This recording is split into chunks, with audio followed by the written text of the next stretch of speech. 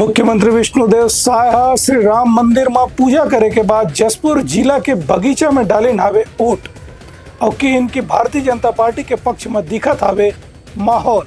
प्रदेश के मुख्यमंत्री विष्णुदेव साहा आज लोकसभा चुनाव के अंतर्गत अपन मताधिकार के प्रयोग करे से पहले राजधानी रायपुर में मुख्यमंत्री निवास से रवाना होकर के वीआईपी रोड स्थित श्री राम मंदिर में भगवान राम के दर्शन करें।